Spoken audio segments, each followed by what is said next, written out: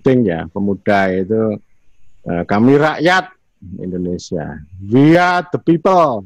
Itu yang menyatakan kemerdekaan kan rakyat untuk membentuk negara Republik Indonesia yang berkedaulatan rakyat, membentuk pemerintah negara Republik Indonesia yang punya 4 tujuan gitu kan. Pembukaan itu dahsyat, itu tidak hanya dihafal tapi harus dihayati betul, dan itu kan mengandung pengetahuan gitu. Jadi kita dorong ya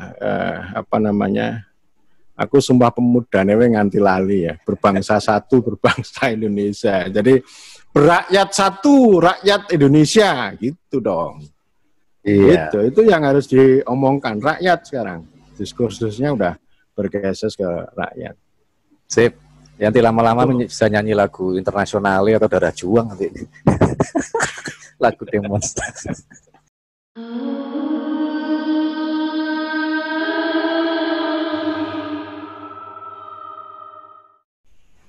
Baik kawan-kawan Desa Tuber, kali ini saya menghadirkan Mas Sutoro Eko. Lama sekali tidak ketemu selama pandemi, nyaris. Kami memang harus social distancing, physical distancing, bahkan intellectual distancing. Ketemunya di channel YouTube, Mas. Nah, ada 3 hal yang mau kita bahas lewat acara Berzoom Ria ini. Yang pertama tentang Mazhab Timoho. Beberapa teman mungkin sudah pernah diulas di channel ini tentang jurnal governabilitas. Rencana saya juga akan mengulas lagi spesifik untuk ilmu hukum, sosiologi hukum, dan hukum sosiologis, yang itu akan memang mengundang banyak sedikit kemarahan. Karena kalau hukum sosiologis itu fase berikut dari hukum dogmatik, tetapi kurang lengkap karena fakta-fakta dan norma tetap bertarung di situ. Materi kedua tentang finansialisasi desa. Finansialisasi desa ini merespon, ada kemarin di channel ini, kalau bisa Anda saksikan linknya ada di atas ini nanti, kaitan dengan bagaimana BUMDesa mulai mengarah pelan-pelan ke lembaga keuangan desa lagi, atau bank desa lagi, atau terburu-buru mendirikan unit usaha yang arahnya ke bisnis finansial. Dulu Mas Toro ini sudah banyak riset lah tentang tipe-tipe desa financing. Yang ketiga nanti kita akan membahas tentang desa hutan kaitan dengan fenomena dalam diskursus Internet of Things. Nah, ini kan kalau teman-teman yang suka baca Kotler, dia menulis buku yang sudah diterjemah oleh Hermawan Kertajaya tentang Internet of Things. Nah, Mas Toro menyajikan antitesisnya, yaitu Politics of Things. Saya kira itu, teman-teman sekalian, kita mulai saja.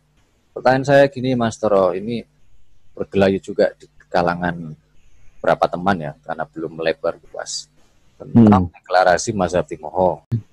Jadi ini kan, Mazhab Timoho ini kan sebenarnya ya posisi berdiri lah, baik ilmu pengetahuan maupun politik pengetahuan.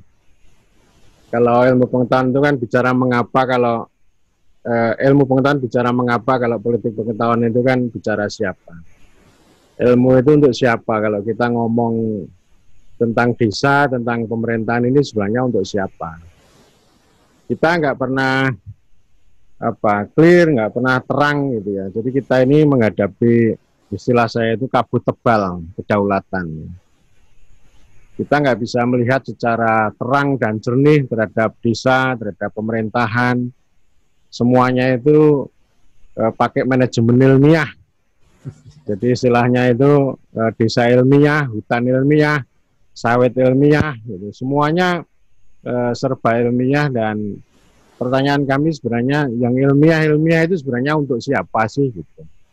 Ternyata kalau kita telusuri lebih dalam, kita bongkar ya itu sebenarnya untuk tengkulak, untuk para perantara, untuk para istilahnya ini ya kaum manajerialis gitu ya, kaum manajerialis perkotaan, itu yang paling utama gitu ya. Jadi sejak dulu sebenarnya sudah sejak tahun 70-an sudah ada banyak kritik kok gitu ya. Kita melihat kelas itu tidak hanya kelas rakyat jelita, rakyat jelata, tapi juga kelas kota sama kelas desa. Nah, kita perlu melihat ini. Jadi Mazhab Timoho ini kan yang sudah berkembang, proses becoming lah. Kita belum being, belum jadi. Kita masih proses, ada falsifikasi, refleksi, kemudian proses akumulasi, dan kita secara internal sendiri juga harus berjuang. Sebenarnya yang sudah bergulir desa. Di dalam video saya juga sudah saya sampaikan, ternyata desa itu menjadi arena pertarungan sebenarnya.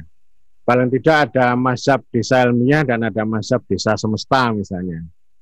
Desa ilmiah itu yang orientalis, yang melihat desa itu dengan standar-standar manajemen ilmiah, dengan orientasinya untuk modernisasi misalnya, atau mengatakan bahwa desa itu jadul, desa itu kolot, desa itu tahayul, sehingga harus dimodernisasi, harus didigitalisasi, harus pokoknya yang dianggap canggih lah. Jadi kalau desa jadul atau kaleng gitu, atau tabung lah, analog. Kalau sekarang dibikin apa-apa dibikin serba digital. Itu yang saya sebut orientalis ya. Yang ada juga kaum orientalis itu kaum profesional, bahwa menganggap karena mereka sudah lama bergelut membangun desa itu, lalu membuat klaim, oh desa itu sudah bagus, sudah berubah. Gitu. Lalu kemudian pendekatan mereka itu istilahnya membangun desa dari depan. Nah, kita kritik balik, ada buku Robert Chambers, membangun desa dari belakang. Sebenarnya pembangunan desa dari depan dengan cara pandang yang sangat digital, teknikalisasi dan sebagainya, itu sebenarnya ya yang berhasil hanya itu hanya industri aja itu, hanya kayak pabrik gitu loh. Ada merek dagang lalu dipertunjukkan dan sebagainya, tetapi hakikatnya tidak berubah. Ya, desa dari hari ke hari memberikan penghidupan itu semakin berkurang. Itu sama dengan keluhan petani kan begitu. Ya, produksi berasnya meningkat, tapi petaninya kan tidak lebih baik. Misalnya nilai tukarnya kan semakin rendah. Jadi sebenarnya ini setara, ini jalan bareng ini antara petani pertanian sama desa itu. Jadi kalaupun berhasil itu hanya sosok yang di depannya artifisial lah gitu. Atau orang bilang namanya semu gitu. Tapi hakikatnya sebenarnya ya gitu-gitu saja mengalami evolusi. Ada juga yang lain yang saya sebut dengan mazhab apa ya? Dulu namanya mazhab Amsterdam. Mazhab Amsterdam ini saya sebut sebagai revisionis atau radikal gitu ya. Yang melihat begini, ya desa itu susah berkembang karena dikepung oleh despotisme. Kalau sekarang ya bahasanya elite capture. Karena desa itu nggak akan membawa perubahan karena dirampas oleh elit. Ini namanya desa ilmiah juga. Tapi nggak punya solusi yang lebih baik, dan itu kan anti politik saya katakan, anti kekuasaan. Jadi tidak melihat. Jadi maksud saya begini, mereka kalau ketemu kepala desa itu pokoknya kepala desa itu jelek, mengabaikan kekuatan rakyat gitu. Ya. Dan dari sisi kekuasaan pun tidak ada diskursus yang lebih maju bagaimana menggunakan kekuasaan itu menjadi kekuatan dan kewajiban. Tidak seperti itu. Jadi pokoknya kekuasaan itu jelek gitu ya. Itu namanya anti politik. Dan itu nanti kontradiksinya banyak sekali. Nah, dua manajemen desa ilmiah ini kan saya sudah sampaikan kritik. Mereka itu berbeda DNA-nya, berbeda asal-usulnya, tapi punya konvergensi, punya titik yang sama. Jadi temuan dari kaum revisionis, kaum radikal itu dimanfaatkan oleh kaum ini ya modernis atau kaum orientalis, kaum westernisasi gitu. Itu menjadi alasan untuk melakukan teknokratisasi, teknikalisasi. Problemnya politik ya. Ya misalnya Michael Lipton kan mengatakan kalau desa miskin itu karena mereka nggak punya kekuasaan politik. Tapi solusinya bukan politik, solusinya teknis ya.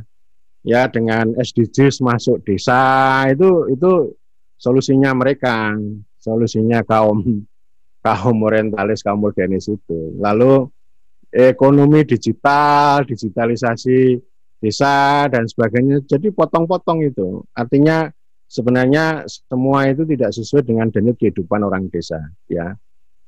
Nah, ini ada kontradiksi seperti itu, sehingga saya menyarankan orang itu perlu membaca kembali buku Robert Chambers lah, gitu ya. Kalau nggak mau baca tulisan saya, ya baca bukunya Robert Chambers yang Pembangunan Desa dari Belakang. Itu tahun 87 itu, buku itu udah lama banget itu, udah 30 berapa? Udah 33 tahun yang lalu ya. Itu saya kira perlu dibaca karena apapun mau ngomong merek dagang, SDGs, digital ekonomi itu hanya jadi istana pasir. Udah lain aja itu. Hanya jadi industri ya. Nah, kita kan mengambil gagasan ya. Kita berangkat pengalaman itu tidak hanya pengalaman dari buku, tapi kita juga lihat di lapangan kok. Kita ini bukan hoax, tapi kita juga melihat di lapangan ya. Ada banyak kisah ya, termasuk di kampung saya itu kan sebenarnya terus-menerus terjadi penurunan ya, paling tidak hanya semacam hanya evolusi lah, berjalan di tempat gitu. Sehingga kita berpikirnya kan lalu kita perlu konstruktivis, kita perlu melihat kembali ya, bukan esensialis. Kalau esensialis itu kan romantis, desa itu indah, desa itu gotong royong, desa itu kohesi, bukan itu. Kalau itu terjebak juga untuk mengisolasi. Jadi kalau kita terlalu romantis pada desa itu sebenarnya kita ini juga mengisolasi desa. Artinya ya ini ada desa dirawat kayak museum, tapi di samping desa ini kan ada pergolakan besar, ada kapitalisasi yang luar biasa, sehingga desa itu akhirnya ya dirawat dengan dengan kemiskinannya, dengan keterbelakangannya, atau tidak punya kekuasaan politik. Jadi ada banyak, termasuk ada problem juga di Robert Chambers itu. Tahun 87 dia menulis itu, tapi tahun 93 dia nulis Sustainable Livelihood itu ya. Itu dicoba tahun 93, salah satu anggotanya Jans Koen itu tahun 2009 mengatakan otokritik terhadap model Sustainable Rural Livelihood. Itu ternyata lokalisme naif ya, anti politik dan sebagainya, sehingga Sustainable Local Livelihood itu perubahannya hanya lokal aja, itu mengisolasi di desa itu. Sehingga kan saya sering mengatakan begini, desa membangun itu baik untuk fondasi, tapi jangan berkubang di situ. Karena kalau desa membangun ini kan sama dengan mengisolasi desa. Terus lihat harus bawa keluar ke ranah membangun desa atau ranah pembangunan kawasan perdesaan. Kalau desanya terus berkubang dengan dunia lokalnya, maka dia akan awet. Involusinya, kemiskinannya itu akan awet. Tapi sebenarnya pembangunan kawasan yang mengabaikan desa itu akan menciptakan ketimpangan. Itu udah terus-menerus kayak gitu. Dan ini kita ini kan mazhab ini melakukan kritik atas itu. Kalau kita memuliakan desa itu bukan berarti kita ini desa itu yang romantis, itu bukan gitu. Tapi harus konstruktif, harus realis, harus konstruktivis gitu ya. Ya harus transformasi juga gitu. Artinya kekuatan lokalnya itu dihadirkan, tapi bukan berarti diisolasi ya, bukan berarti dikungkung dengan lokalisme, bukan, tapi harus dihadirkan yang universal itu kan dikontekstualisasikan atau dibumikan pada ranah lokal gitu.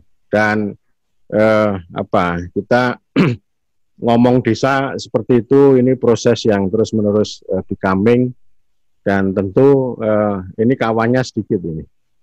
Yang paling banyak yang desa ilmiah tadi. Desa ilmiah itu yang jumlahnya lebih banyak. Yang pemerintahan juga gitu. Oh, kita udah banyak lah sampaikan kritik. Memang materi video saya kan kadang-kadang ada sebagian itu yang sama, tapi ini kan sebenarnya cuma untuk membuat connecting. Oh, saya kan nggak bisa suggested gitu ya di atas itu, saya nggak bisa main-main kayak gitu. Jadi cara saya ya, oh ini kalau ngomong di apa namanya di sini saya review dulu sebelumnya, kemudian disambung nanti begitu juga sehingga sambung menyambung. Jadi Ya.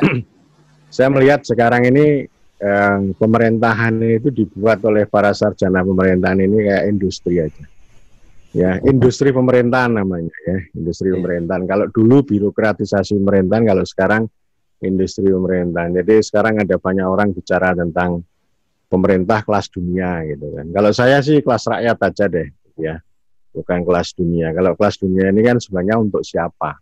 Oh, ternyata sekarang ini sarjana ilmu pemerintahan itu menjadi perantara. Perantara itu ya komprador lah. Kompradornya siapa? Ya kompradornya apa namanya neoliberal untuk menyemai industri itu tadi, industri pemerintahan. Sehingga kita sampaikan kritik terus dan saya udah bicara soal dekolonisasi. Terus video yang kedua saya udah jadi tinggal upload itu rekonstitusi ke ilmu pemerintahan. Lalu yang ketiga repolitisasi ilmu pemerintahan. Jadi tiga itu menjadi poin penting, itu posisi kami untuk melihat ini. Kalau di tempat lain ya pikirannya industri semua. Jadi misalnya itu tadi sarjana pemerintahan itu canggih kalau ngomong government 4.0 itu, kalau idahnya itu luar biasa itu. Government 4.0, revolusi industri 4.0, market based kurikulum. Waduh, ini semuanya kayak gitu, dan ini sama dengan rezim dikti juga gitu. Dengan standar, dengan instrumen itu arahnya ke sana, sehingga mahasiswa ini kayak apa namanya jadi objek untuk diteknikalisasi kayak gitu, Om. Ya, tentang neolib ya. Tadi berapa kali saya itu mendengar dan mencatat istilah neoliberalisme. Kalau saya pernah baca tulisannya Romo Heri Priyono, dia juga mengkritik neoliberalisme itu apa sih yang dimaksudkan, sehingga kita sepaham dulu. Neoliberalisme sendiri itu diambil sebenarnya dari praktek politiknya Pinochet. Pasar kuat, negara kuat. Nah, sehingga kalau dikaitkan dengan pernyataan sebelumnya tadi, digitalisasi dan sebagainya, itu kaitan, ada keterhubungan dengan neoliberalisme. Berarti ini kan satu rezim pemerintahan atau ilmu pemerintahan itu menjustifikasi negara yang kuat dan pasar yang kuat. Nah, supaya teman-teman penonton itu paham, mungkin Mas Toro bisa menjelaskan, tapi dikaitkan dengan rangkaian video di channel ini, sekalian saya tayangkan. Nah, teman-teman ini bisa menyaksikan di layar, ada banyak tema-tema yang sudah diusung oleh Mas Toro. Nah, Anda bisa lihat ini ada dekolonisasi yang tadi diceritakan juga, ada governing, perbuatan pemerintah, dan seterusnya. Bahkan ada filsafat juga di sini, kritik terhadap ontologi ilmu pemerintahan, kemiskinan teori pemerintahan. Ini kan saya teringat jadi istilah Karl Marx. Jadi kalau Karl Marx itu kan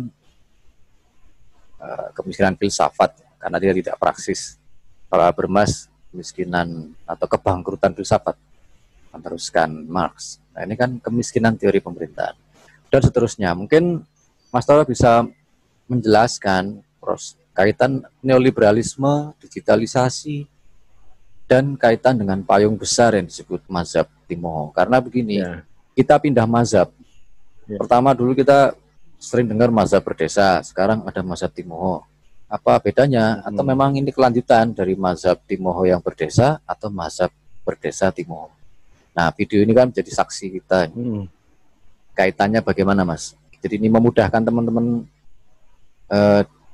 di channel ini untuk bisa melihat alurnya proses belajar mazhab Timoho. Ini ada satu video nih.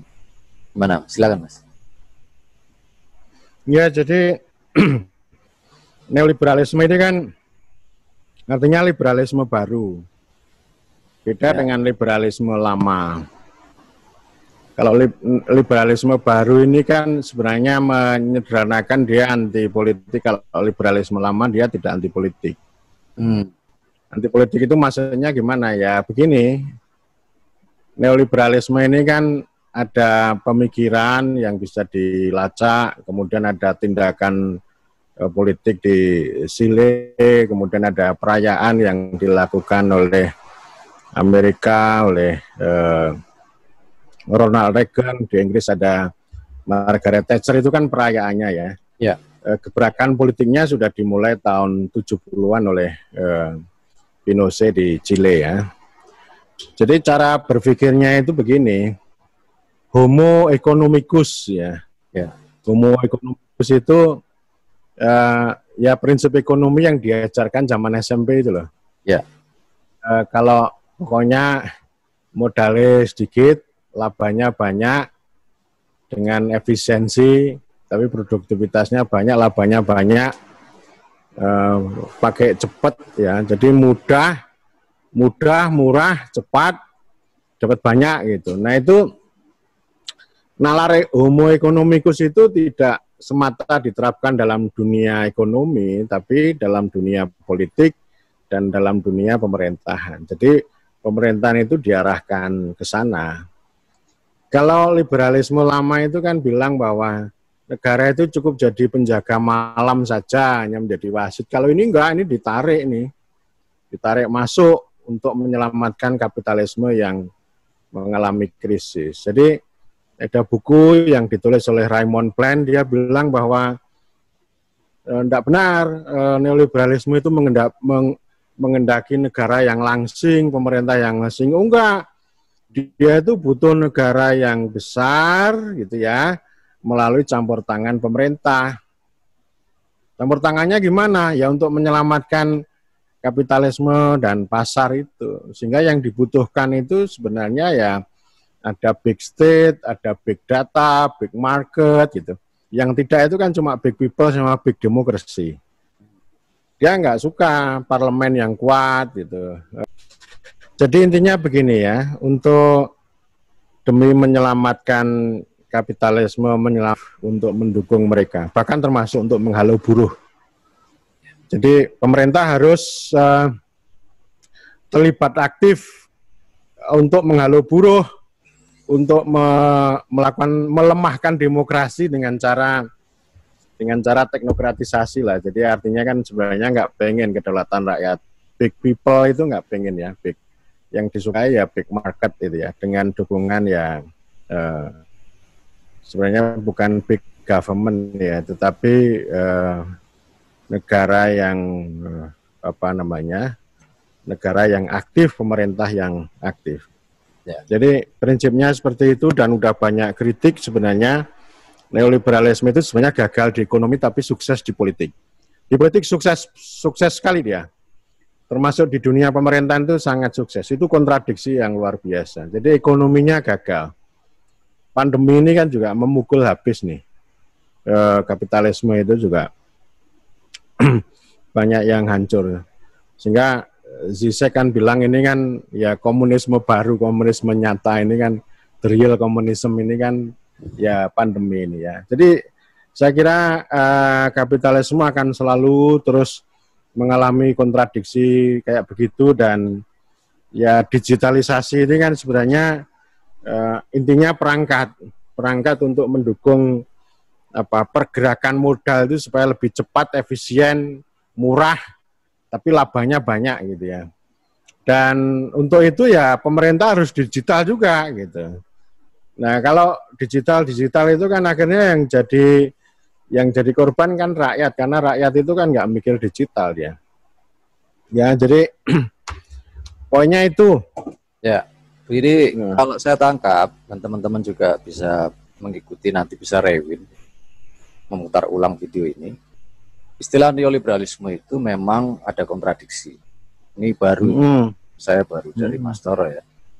Nah, saya yang tangkap adalah tentang homo economicus sendiri. Jadi secara filsafat, kalau kita menggunakan diskursus filsafat ini, homo economicus yang dikenalkan oleh Adam Smith, itu kan mereduksi asumsi-asumsi manusia secara total. Awalnya manusia itu ya makhluk ekonomi, makhluk politik, makhluk sosial, dan seterusnya. Tetapi kemudian berubah, hanya direduksi menjadi homo economicus. Makhluk ekonomi. Nah, tapi hukum economicus ini uniknya, tadi kalau mengikuti pikirannya Mas Toro, malah mengalami kontradiksi. Dia berhasil masuk ke struktur politik, malah sukses di sana. Kenapa nggak sukses di dunia ekonomi? Justru kapitalisme mengalami krisis seperti yang pernah diramalkan Marx. Tetapi neoliberalisme baru berhasil mengadaptasi dirinya. Ini kan pikiran yang menarik untuk kita lihat. Riuhnya, hebohnya Cipta Kerja ini kan memilah antara elit buruh dengan serikat buruhnya. Buruh itu kan manusia yang utuh ya, tidak hanya pekerja, dia juga makhluk sosial, makhluk politik.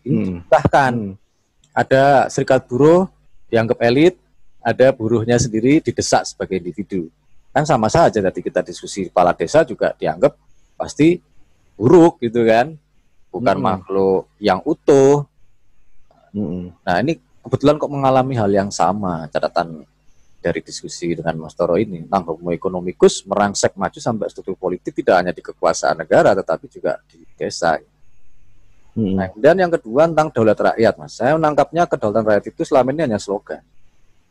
Slogan ya. Slogan, tapi bukan rasionalitas sejak di pikiran lah gitu ya. Misalnya kita ini membuat kebijakan digitalisasi, membuat kebijakan akreditasi, kebijakan standarisasi misalnya. Itu apakah pikirannya sejak awal menyatakan dari rakyat, oleh rakyat, untuk rakyat? Tapi kalau Undang-Undang Cipta Kerja ini kan dari birokrasi atau pemerintahan menuju oleh parlemen untuk masyarakat atau publik, malahan bukan rakyat ya, untuk publik. Jadi kekuatan swasta, kekuatan negara dan terus. Nah yang terakhir kaitan dengan dari homo economicus, daulat rakyat sebagai prosedur, ini kritik tajam lah saya untuk menguatkan mazhab Timoho tentang pernyataannya Zizek. Zizek ini memang lucu, filsuf yang paling lucu ya untuk kaitan pandemi. Dia udah komunisme total saja ini era COVID-19 ini. Donald Trump itu nggak ada gunanya lah kira-kira gitu kan, gagap lah menurut dia. Tengkar lah mereka di Twitter kan soal itu. Tapi saya lihat Zizek ini satir bahwa komunisme baru yang total diterapkan pasca COVID di mana semua negara bahu-membahu solidaritas ngurusi musuh yang nggak kelihatan. Dulu kan namanya kapitalisme, sekarang namanya COVID. Ini ekonomi semuanya masuk. Tapi gaya pembongkaran Zizek ini kan menurut saya perlu dibaca dengan Habermas juga. Habermas kemarin di masa pandemi kan dia diwawancari dalam bahasa Jerman. Lalu saya baca, dia menyatakan begini, tidak pernah ada selama 400 tahun terakhir pengetahuan yang tidak diketahui seperti selama pandemi COVID. Jadi tentang negara itu kita nggak tahu sama sekali. Platon dengan republiknya nggak bisa kita gunakan untuk memahami kondisi negara sekarang. Marxisme juga nggak bisa kita gunakan untuk memahami kondisi negara yang sekarang. Dunia ide, Mas Toro kan di videonya kan itu kan, negara sebagai ide, Platon. Dan Marxisme yang kontradiksi kelas nggak bisa digunakan untuk memahami kondisi sekarang. Makanya saya melihat pemikiran Habermas di penghujung hari tuanya ini di usia 90 tahun menarik bahwa satu, pandemi ini mengajarkan ketidaktahuan. Yang kedua, krisis negara hukum. Terutama yang terjadi di kalangan negara yang sudah menerapkan lockdown. Itu langsung krisis. Krisisnya ditandai dengan apa? Pemimpinnya ragu-ragu semua. Yang kedua, tender berlangsung cepat sampai tudingan korupsi dari kelompok watchdog. Itu lebih terjadi di Eropa, lebih dulu terjadi di Eropa daripada di sini. Di sini sekarang aja nanti bola saljunya akan muncul. Selepas 2020 ini, siapa yang korupsi bantuan. Nanti kan gitu nanti isunya. Jadi korupsi itu juga diproduksi dari proses krisis negara hukum dan demokrasi juga. Satirnya siapa namanya Zizek dibaca dengan Habermas akan melengkapi kita ini pemerintahan yang bergaya populis tetapi berjalan dengan teknokrasi dan birokratisasi yang serba ragu-ragu karena tidak tahu apa yang harus dihadapi. Ya. Nah, sekarang kita melangkah ke berikutnya dengan ketidaktahuan yang begitu dahsyat. Ada istilah yang disebut desa digital atau bahkan era pandemi awal itu wisata virtual. Hmm. Kalau Mas Toro saksikan itu kan banyak ini. Saya pernah nyoba itu. Coba lah buat paket wisata virtual. Nggak bisa kalau wisata virtual di bawah air, orang nyelam siapa yang nonton? Orang malah bikinnya ambyur kan. Ya mungkin cuma virtual. Di gunung ya paling orang menyaksikan berapa menit. Itu di Ngelanggeran saya kira hampir nyoba itu. Tapi mereka kan berjuang lobby sampai meyakinkan harus dibuka lagi pegunungan. Kemudian Pongo, saya tadi baca Twitternya sudah mengumumkan persiapan protokol. Jadi orang berjarak di air, padahal nggak ada sebenarnya. Mereka ini dihantam sains juga loh, pseudoscience. COVID itu menular lewat air enggak? Itu kan debatable. Orang-orang Pongo kan nggak percaya air tempat penyembuhan kok malah bisa menyebarkan penyakit. Orang gendeng aja bisa sembuh kok di umbul-umbul sana. Oh ini kok malah itu kreasi orang pintar yang bodoh itu kalimat-kalimat itu. Orang pintar yang bodoh. Nah itu Mas, jadi finansialisasi itu kadang ya ada ilusi, ada macam-macam ya. Cuma saya beberapa hal ingin agak ada antitesisnya Mas terhadap digitalisasi. Kotler itu justru mengkritik dalam bukunya Marketing 4.0. Orang dulu sibuk diproduksi. Ya ini kan marketing 3.0 lah ya. Jadi pabrikasi. Tapi menuju ke marketing 3.0, 4.0, marketing 1.0, 2.0 itu kan tekanannya pada konteks merkantilis, terus kemudian produksi, yang kemudian jasa. Nah sekarang ini kan jasa plus digital. Nah Kotler itu mengingatkan yang online dan offline itu bertemu pada konteks marketing 4.0. Tetapi seolah-olah yang muncul di publik itu marketing 4.0, revolusi industri 4.0 itu hanya jualan aplikasi, sedangkan praktisi aplikasi sudah menyatakan penyakitnya satu di Indonesia itu kalau soal aplikasi, selalu bakar uang. Habis buat untuk desa A, lakunya cuma 10 desa, bubar, rugi itu sebenarnya. Ini curhatan jeritan hati teman-teman aplikasi yang karena apa? Mereka kan tidak pernah bisa membayangkan kehidupan di desa itu ditransfer dalam satu flow. Alur pikirnya mulai pemrograman itu gayanya ya harus algoritma dan big data dan seterusnya. Tadi Mas Toro cerita ya, Internet of Things itu harus main di desa dulu, tahu betul kehidupan sosialnya, interaksinya, barulah dibuat aplikasi. Jadi aplikasi itu kelanjutan dari partisipasi yang Chambers ajarkan. Bukan ujuk-ujuk muncul aplikasi. Nah, ini kalau kita lihat peraturan Menteri Desa, yang prioritas dana desa itu, mengutamakan yang satu data dulu. Ini kan masuk ke era data kreasi. Baru kesepakatan di Musdes. Pada prakteknya, data itu selalu out of date. Musdes melakukan koreksi. Tapi dianggap bisa saja dinilai penyerapan rendah karena dikoreksi sama desa. Nah, yang kedua sebaliknya, seandainya Musdes itu menyajikan data dan memutuskan mengatur sendiri soal data dan masuk ke aplikasi, maka algoritma di dalam aplikasi itu kan bisa dilatih dan diubah oleh pusat. Ini loh Mas yang nggak sinkron antara data kreasi, terus kemudian rangkaian dari flow marketing 4.0 ya, dari lapangan menuju ke aplikasi, big data, Internet of Things sampai ke membesarnya konsumen. Tetapi kita harus memang kritis. Marketing 4.0 itu digunakan untuk mengatasi kebangkrutan industri pabrikasi dan jasa. Di mana desa itu kan ya orangnya besar, bukan rakyat yang dilihat, tapi konsumen.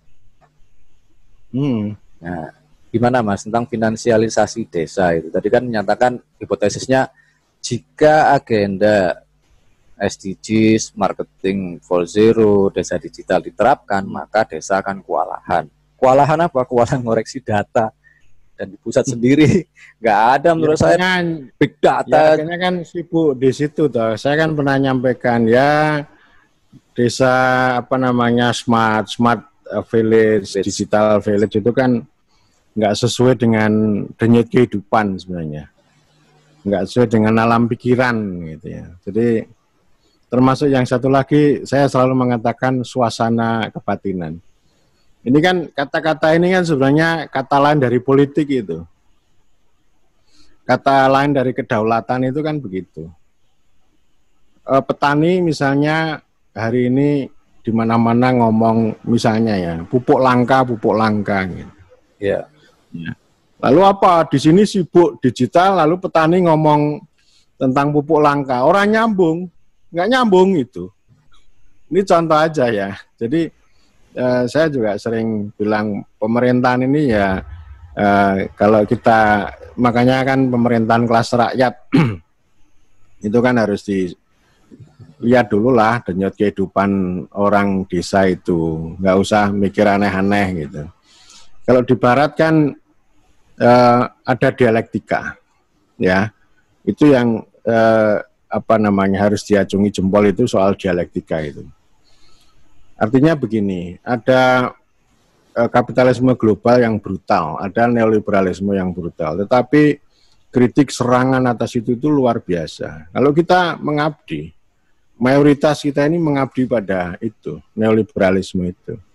Nggak ada daulat, sekarang itu kata daulat itu ditinggalkan kok, nggak ada orang ngomong daulat itu, nggak ada, itu cuma di atas kertas saja, nggak ada. Daulat itu kan intinya ya, nggak usah mikir yang besar-besar tentang rasio lah, tapi itu tadi loh, rakyat ini loh pupuk itu langka, itu bagian dari kedaulatan sebenarnya. Kedaulatan itu kan yang paling awal itu kan kepentingan dan hak rakyat itu yang nggak diperhatikan. Jadi orang cuma mengejar produktivitas, lalu mikir uang, bagaimana finansialisasi. Kalau ketemu rakyat ya nanti bagaimana membantu dengan uang. Padahal persoalannya bukan di uang kok. Persoalannya itu pada kekuasaan tadi. Ya, jadi sama juga sekarang kalau desa ini kan ya terus-menerus diserbu dengan fitur-fitur neoliberal itu kan, baik itu digitalisasi, finansialisasi gitu. Yang itu sama sekali tidak sesuai dengan denyut kehidupan atau suasana kebatinan orang lokal. Jadi akhirnya ya gitu-gitu saja lah, nanti hanya jadi istana pasir aja kalau ini ya. SID dulu saya puji juga dulu, SID, Sistem Informasi Desa. Sekarang banyak yang mati. Banyak yang mati juga, saya nggak tahu ya, apakah ya ini kalau kita kembali ke literatur lama ini kan, desa ini kan resisten ya terhadap intervensi dari luar gitu, karena kalau induksi istilahnya, ini barang-barang baru ini diinduksi ke desa itu kan kekuasaan ini. Jadi orang desa nggak ngomong kekuasaan, tapi ini kekuasaan. Kekuasaan itu kan akan selalu menimbulkan resistensi. Kalau nggak cocok dengan denyut kehidupan, dengan kepentingan orang banyak, dengan hajat hidup orang banyak kan akan menimbulkan resistensi. Lalu orang kota, orang manajerialis mengatakan desa itu nggak bisa diajak maju, desa itu tahayul dan sebagainya. Lalu begitu yang disampaikan gitu. Ya, jadi kalau ada resistensi dianggap goblok, nggak mau baca dan sebagainya. Ya, jadi itu menurut saya kesenjangan ya. Nanti di dunia petani juga gitu. Jadi petani itu diminta untuk mengikuti nalarnya pemerintah, mengikuti nalarnya negara, teknokrat dan sebagainya. Bukan yang sebaliknya. Kalau kedaulatan itu kan pemerintah itu mengikuti realisme. Realisme ini penting ini. Makanya itu saya bolak-balik katakan di dunia ilmu, realisme jangan disederhanakan menjadi metodisme gitu ya. Metodisme itu kan positivisme, realisme naif itu loh. Jadi realisme itu yang direduksi gitu. Jadi tidak bisa melihat secara utuh, secara jernih dan secara terang. Oleh karena itu kan saya hormat pada antropolog yang bisa melihat dunia itu lebih lengkap gitu ya. Bukan hanya faktanya, tetapi bukan hanya angka-angkanya, tetapi alam pikiran itu penting. kepentingan itu penting ya, atau diskursus yang berkembang oleh orang-orang lokal itu penting ya. Jadi tidak apa namanya katanya objektif, apa namanya netral gitu ya, tapi sebenarnya kan realisme naif, tidak bisa menangkap fakta itu secara utuh dan jernih itu. Ya Mas, jadi kalau saya tangkap kan finansialisasi desa itu bersumber dari sistem dalam konstruksi kekuasaan menurut Habermas di pusat itu ada dua, kekuasaan negara dan pasar. Nah, kekuasaan negara ini dan pasar memainkan lewat dua hal. Satu, kolonisasi melalui kekuasaan, yang kedua rasionalisasi melalui uang. Jadi money and power. Nah, Habermas memang mengembangkan rasionalisasi kekuasaan ala Weber. Bagaimana sangkar besi itu dimaknai begini. Masing-masing institusi kekuasaan negara itu anti komunikasi. Jika kita lihat beberapa program dari kekuasaan negara, parlemen, pemerintahan, dan yudisial itu tidak satu keterhubungan komunikasi. Dan kalau desa mengenali itu dan dilakukan dan mengalami kolonisasi berbarengan dengan uang, maka dunia kehidupan mereka, situasi kebatinannya itu tidak begitu diperhatikan lagi, bahkan dihilangkan. Nah, ini kan aspek marabahaya finansialisasi. Solusinya begini, karena kalau di Mazhab Timo itu setahu saya setelah melakukan pembongkaran governmentality lah itu tadi kan harus berbalik lagi untuk penguatan pemerintahan kelas rakyat. Karena siklus kan di Mazhab Timo itu government, governing, governance, governability, governmentability, balik lagi ke government. Nah, menurut saya kritik ya, itu lingkaran ya. Ya, dia satu siklus lingkaran, tapi bukan lingkaran seperti itu, tapi dia lingkaran yang bergerak semacam spiral. Oh iya, spiral ya. Bukan Jadi, siklus. Bukan siklus, maaf. Saya koreksi juga, saya keliru tadi, bukan siklus, tapi spiral. Spiral pemahaman ya, kalau dalam hermeneutis mungkin disebut Verstehen. Nah, dari pembongkaran tadi, kita sekarang memahami rekonstruksinya. Nah, finansial desa itu bisa berlangsung kalau ada kesepakatan dulu di antara desa atau dunia kehidupan masyarakat yang luas dengan kuasa negara dan pasar. Nah, prosesnya seperti apa? Kalau dalam sosiologi hukum dikenal ada yuridifikasi, kemampuan mengelola opini-opini publik secara rasional. Cerita-cerita atau diskurs, khusus praktis itu bisa diolah melalui yuridifikasi. Nah, sekarang ini kan mulai setelah pasca Undang-Undang CK, RPP itu sedang dikebut. Jadi orang sibuk Undang-Undang CK, silakan ke Mahkamah Konstitusi. Pemerintah sudah sekarang RPP sampai Desember. Mau demo siapa? Mau demo pemerintah se-Indonesia? Kan nggak mungkin civil disobedience. Emangnya kita Mahatma Gandhi bisa mengelola pembangkangan sipil sampai ke seluruh pemerintahan? Nggak mungkin. Nah, ini yang saya finansialisasi desa di masa pandemi ini rumit juga. Paling pol ya subsisten. Oh ya, ya untuk merawat subsistensi, menolong ini kan sudah ada studi teman-teman di Bitra itu kan gitu ya. Jadi dari sisi finansialisasi itu sebenarnya tidak mencapai tujuan karena uang itu nggak bertambah sebenarnya. Subsisten aja. Jadi uang yang datang dari pemerintah ini hanya untuk merawat ekonomi konsumtif aja. Masih terlalu awal lah gitu. Jadi jauh sekali. Gini Om, yang namanya negara itu begitu karakternya itu. Dari dulu negara itu dikonstruksi ya represif, koersif, sentralistik gitu ya, integralistik gitu-gitulah. Jadi negara ini kan sebagai entitas yang disakralkan ya gitu. Sehingga karakter negara begitu. Sehingga kalau cara memerintah seperti negara yang bahaya. Dan oleh karena itu yang dimainkan oleh pasar itu kan negaranya itu. Negara ini menjadi arenanya siapapun, arenanya pemerintah, arenanya teknokrat juga gitu.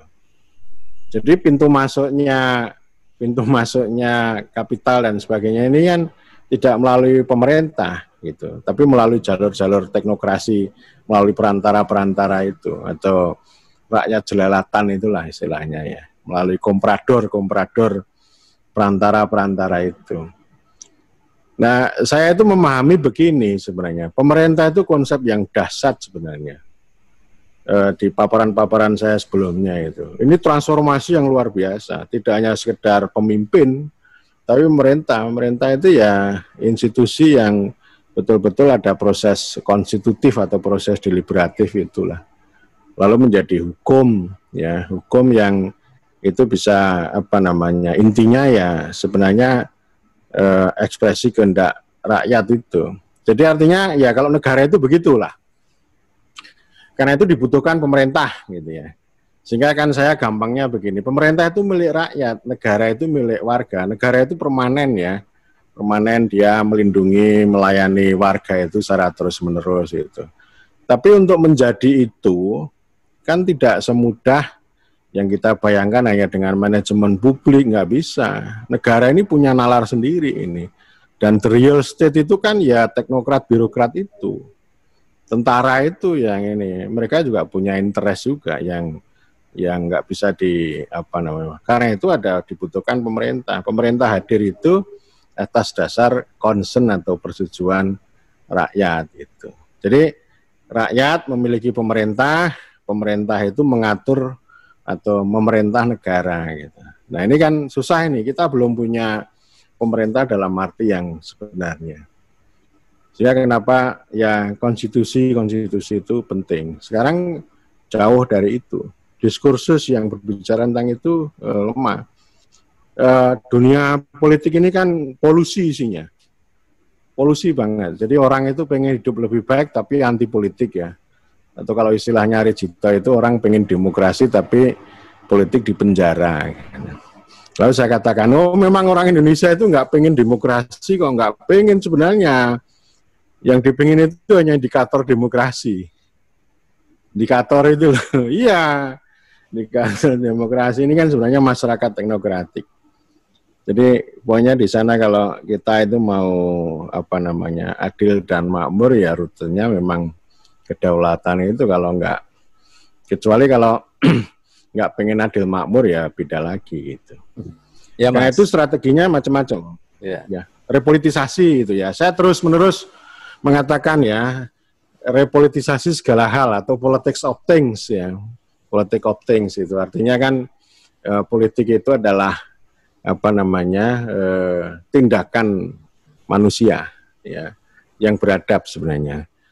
Loh, orang mengatakan loh politik kan kotor, ya itu kan perilaku politiknya ada yang begitu, tapi kita bisa menjadi damai tertata gitu ya. Dulu Indonesia merdeka kan karena politik, reformasi terjadi kan karena politik.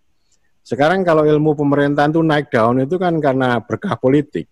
Kalau nggak ada berkah politik ya nggak ada ini. Kalau dulu saya diajak dulu, waktu jadi mahasiswa pemerintahan zaman Orde Baru ada saudara yang mengatakan, Mas, sampean kok kuliah di ilmu pemerintahan itu untuk apa? Mbok sekolah di APDN, nanti jelas jadi camat ini. Kan begitu dulu nalarnya kan. Jadi kuliah di pemerintahan itu dulu kelas rendah, apalagi kalau dibandingkan dengan tetangga fakultas ekonomi kan gitu. Jadi kalau orang ekonomi mengatakan kami ini ilmu kekayaan, Visipol itu ilmu kemiskinan katanya kan gitu. Wah. Jadi konstruksinya ya begitulah. Iya, ini nyambung aja Mas, politic of things.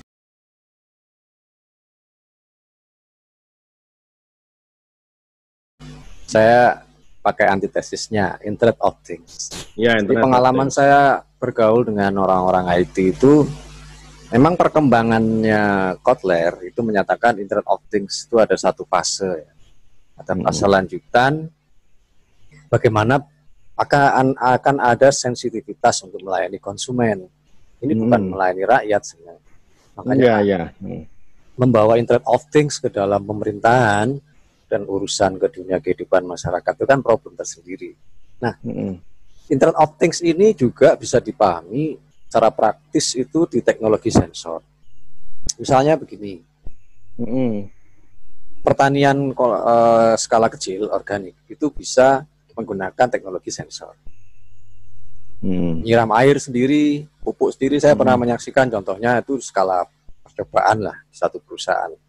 Nah, tetapi kan Internet of Things ini tidak bisa berdiri independen. Dia ada ketergantungan dengan tradisi kultur di desa setempat atau di kota setempat yang memang menggerakkan pertanian lahan sempit itu. Ini yang saya lihat Internet of Things punya keterbatasan. Ketika dibawa ke dunia politik, yang terjadi itu sensor. Sensor berpendapat, sensor berpikir, pendisiplinan, dan seterusnya. Internet of Things. Tapi kalau Mas Toro tadi kan politik of things, itu dalam istilah populernya repolitisasi. Dipikirkan semua ini adalah politik. Kalau Michel Foucault, semua adalah bahaya. Kalau Habermas, semua bisa dilakukan rasionalisasi. Dan seterusnya, dan seterusnya. Menurut saya, ini secara metodologis mazhab Timoho bisa saja mengenalkan repolitisasi terhadap kehidupan desa dan bernegara. Jadi tidak terkunci di konteks desa saja. Itu Mas. Nah, kaitan dengan channel saya ini kan ada pengalaman ya, Arion Aldo namanya, itu berjuang mengatasi pupuk langka. Kesana sini minta surat itu kan, kalau petaninya gerak sendiri nggak bisa. Dia harus dampingi sampai dapat rekomendasi karena lahannya di dekat kawasan perhutani. Nah, jadi itu siapa namanya itu yang mendampingi? Ya, jadi di channel saya Arion Aldo itu kan PLD, tetapi dia hidup di pondok pesantren Torekot dan desa hutan. Dia yang mendampingi petani itu? Dia mendampingi petani, tapi itu bukan pekerjaan. Negara itu ada di mana? Kenapa? Negaranya kemana? Negaranya ada di ibu kota kabupaten. Ya, mereka harus berjuang gini. Jadi pupuk langka, kemudian muncul informasi pembagian atau distribusi pupuk. Nah, jadi nggak ada ini ya, nggak ada kartu. Ini nggak. Maksud saya komprador pemain-pemain gitu nggak? Saya nggak bisa menyebut dan memastikan itu ya, tetapi ini kan kecepatan akses informasi kelompok tani itu. Ada pembagian distribusi pupuk, tapi syaratnya harus punya kartu tani atau apa? Gitu. Ya kartu tani ya, kartu tani. Kartu itu secara finansial desa tadi atau digital itu kebijakan teknologis itu nggak serta merta dapat, Mas. Jadi ceritanya Aldo, dia harus menemani atau mendampingi petani ini pergi ke kabupaten. Ini kalau misalnya orang petani sendiri aksesnya nggak bakalan bisa. Dia harus bernegosiasi dengan. Itu berarti kayak desa hutan itu dong dulu. Desa hutan itu kan sangat lambat karena izinnya itu susah. Betul. Ini hampir sama. Bukan hampir sama, memang desanya di desa hutan. Jadi desa hutan untuk memperoleh selembar kertas, sama petani untuk memperoleh kartu tani ini berarti rutenya hampir sama. Struktur nggak bekerja harus lewat agen ya. Lewat agent kan. Lewat agent ini kan itu yang saya sebut ya, kita ini artinya tidak punya pemerintah dalam arti yang sebenarnya. Ya. Pemerintah itu kan struktur seharusnya yang bekerja, bukan agent kayak begitu. Iya, agent-agent ngingatin kita ya, berarti Gideon sebenarnya juga bahwa saya baca terbalik ya. Neoliberalisme itu sudah masuk, pemerintahnya tidak semakin efisien, tetapi malah banyak agent. Itu tujuannya ini kok, artinya kan sebenarnya pada satu sisi itu kan neoliberalisme ini kan hanya menyepuh aja, menyepuh warisan kolonial ya, yang model birokrasi itu. Artinya ya hanya yang ada di permukaan saja sebenarnya. Gitu. Ya kalau di desa kan kebanyakan bukan seperti Ronaldo, saya kira desa-desa tipe tertentu ya yang punya kesadaran semacam itu. Kan kebanyakan masih agen karena akibat politik uang dan pasar, agen Pertamini, agen pulsa, dan agen-agen yang lain, bukan agen perubahan. Nah, jadi untuk menutup diskusi kita kali ini nih Mas, Internet of Things and Politics of Things. Kira-kira pelanggannya mazhab Timoho itu siapa? Kalau kita bicarakan nih berefleksi dari mazhab kritis ya. Kan aliansi antara mazhab kritis dengan gerakan mahasiswa. Tapi kalau gerakan mahasiswa melakukan kekerasan waktu itu, Habermas menarik diri. Nah, ini kita ini pelanggannya siapa? Ini pertanyaan saya di video sebelumnya. Mbak Nining. Oh gitu. Ya, wah itu belum terjawab Mas. Saya akan wawancara Mas Toro. Nah, udah saya Ya, bilang, ya, ya, ya, ya. Kita ini kan fungsi pertama itu kan ya namanya universitas perguruan tinggi, ngelmu, ngelmu itu kan mencerahkan, menjernihkan ya. Itu peran yang paling penting dulu. Kita kan tentu tidak punya sayap ya gerakan seperti organisasi masyarakat sipil ya.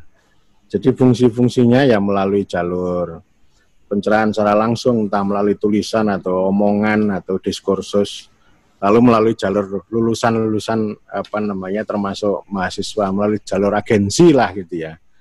Nah diharapkan para agensi ini kan nanti bisa menjadi transformer gitu ya, menjadi apa namanya, istilah saya itu kan apa namanya, connecting, crafting, transforming kan gitu. Peran-peran itu yang bisa dilakukan gitu.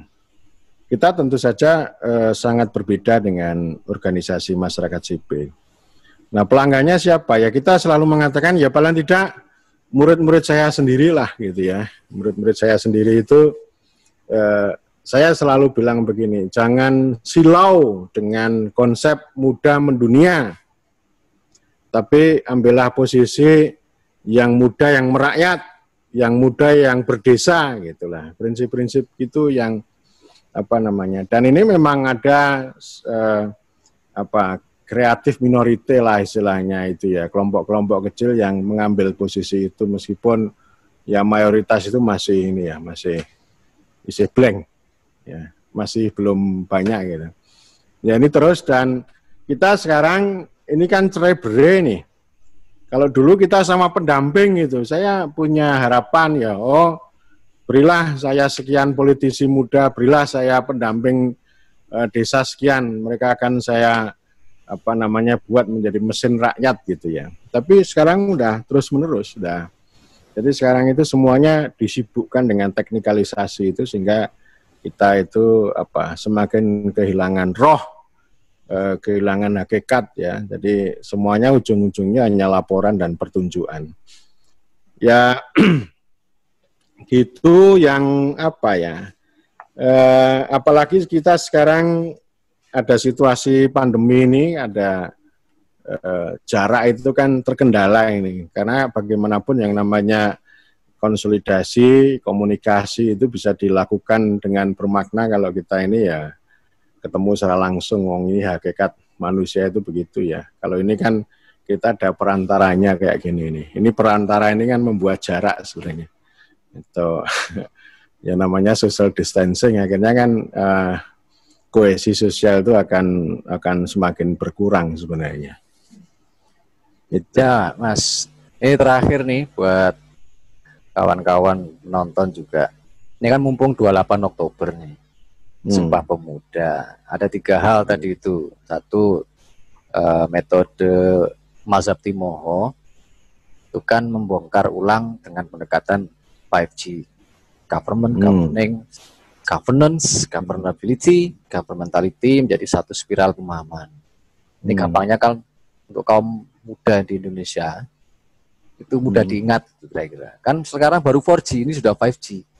Iya, 5G ya, 5G ya.